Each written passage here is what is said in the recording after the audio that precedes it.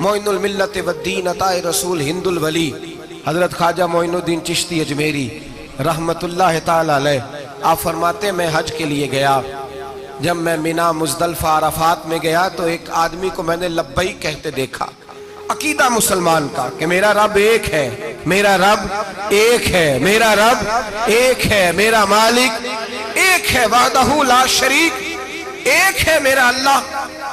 فرماتے میں نے اس شخص کو دیکھا لبیک لبیک لبیک پکارتا، وہ آدمی جب لبیک کہتا تو جواب آتا لا لبیک، تو غیر حاضر ہے، وہ پھر کہتا میں حاضر ہوں، پھر آواز آتی تو غیر حاضر ہے۔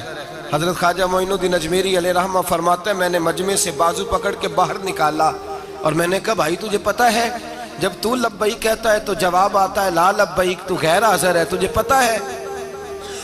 آپ فرماتے ہیں وہ رو پڑا، کہنے لگا معین الدین مجھے پتہ ہے۔ میں نے کہا اچھا؟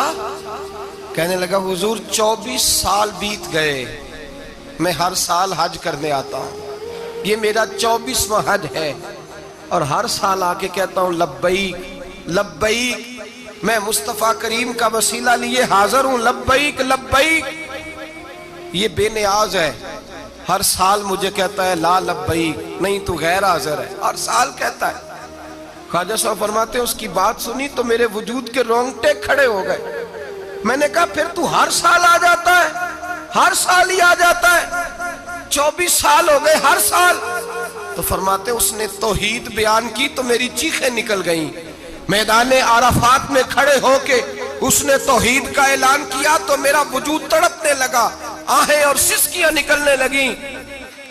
کہنے لگا معین الدین ایک ہی تو رب ہے، یہاں نہ ہوں تو کہاں جاؤں، تو کوئی اور رب بتا دے میں وہاں چلا جاتا ہوں، جب ہے ہی ایک آنا ہی اس کے دروازے پہ، رکھے تب بھی ٹھیک ہے، نہ رکھے تب بھی اس کی بے نیازی ہے یہی، کہاں جاؤں، کس کے دروازے پہ جھکوں، یہی میرا مالک، یہی میرا خالق، یہی میرا رازق۔ خواجہ صاحب فرماتے میں وہاں کھڑا تھا، حاطف غیب سے آواز آئی معین الدین تو پیچھے ہٹ جا، یہ میرا اور میرے بندے کا معاملہ ہے، تو اس کے بیچ نہ آ، اگر میں نے ایک دفعہ بھی کہہ دیا کہ تو حاضر ہے تو یہ اگلے سال آئے گا نہیں، مجھے اس کا آنا پسند ہی بڑا ہے۔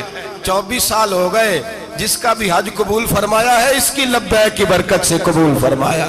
تو بھائی یاد رکھیں اور سمجھیں، توحید یہ ہے کہ میں تیرا ہوں، اے اللہ میں مالک میں تیرا ہوں، میں کدھر جاؤں۔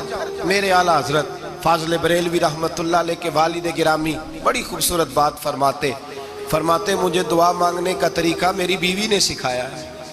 حضرت کس طرح؟ فرمانے لگے ایک دن مجھے اس نے کوئی کام کہا، کوئی ضرورت گھر کی بتائی، تو میں نے کہا میرے پاس پیسے نہیں ہیں، کچھ دنوں میں دے دوں گا۔ عورتوں کا مزاج ہوتا ہے، گھر کے کام انہوں نے بتانے ہوتے۔ پھر 2-4 دن کے بعد کہنے لگی حضرت وہ ایک کام کہا تھا، آپ فرمانے لگے ابھی جیب میں پیسے نہیں ہیں، ذرا آتے ہیں تو کچھ کر دیتا ہوں۔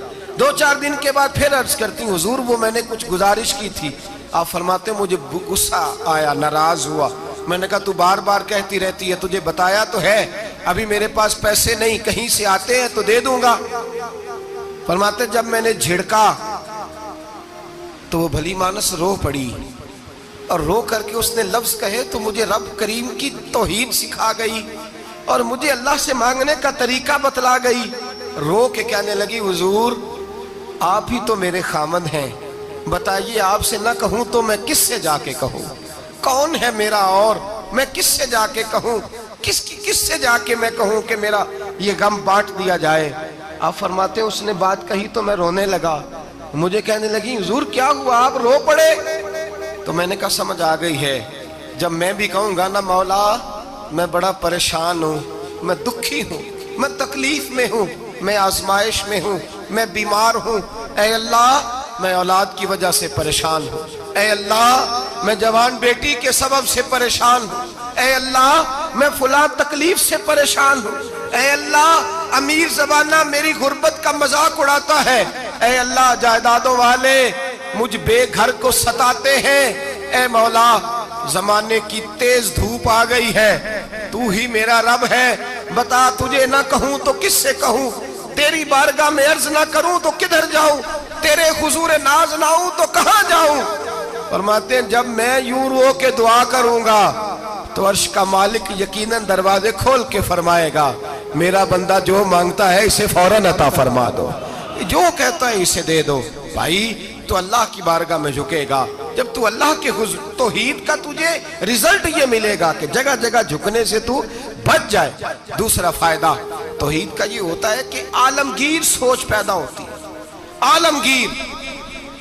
توحید باری تعالیٰ کا معنی یہ ہے کہ ساری کائنات کو رب نے پیدا فرمایا ہے۔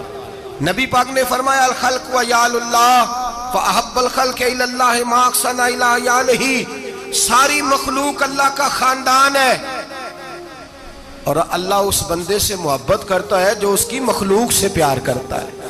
یہ سوچ پیدا ہوگی، سوچ۔ جب تو اللہ تبارک و تعالیٰ کی توحید کو مانے گا تو پھر تیری توجہ جائے گی کہ تیرے نبی پاک نے فرمایا ہے سارے انسانوں کو اللہ نے بنایا ہے، کوئی اجمی نہیں، کوئی عربی نہیں، کوئی گورا نہیں، کوئی کالا نہیں، کوئی اونچا نہیں، کوئی نیچا نہیں، کوئی غریب نہیں، کوئی امیر نہیں، ایک ہی صف میں کھڑے ہو گئے محمود و ایاز۔ نہ کوئی بندہ رہا، نہ کوئی بندہ نواز، بنداؤں صاحبوں محتاج و غنی ایک ہوئے، اور تیری سرکار میں پہنچے تو سبھی ایک ہوئے۔ فرمایا جب تو اللہ کو مانے گا پھر اللہ کی ساری مخلوق سے تو پیار کرے گا، اور پھر تو بندوں کی طرف سے بے نیاز ہو جائے گا۔ بندے کیا کہتے ہیں، وہ کیا سوچتے ہیں، کوئی تیری تعریف کرے تب بھی پرواہ نہیں، تنقید کرے تب بھی پرواہ نہیں، اس لیے کہ تیری توجہ رب تعالیٰ کی طرف ہو گئی، تو اللہ سے اجر لینا چاہتا ہے۔ اب تو اللہ تبارک و تعالیٰ کی بارگاہ سے اجر لینا چاہتا ہے، اب تیرا سارا خیال رب کریم کی طرف چلا گیا۔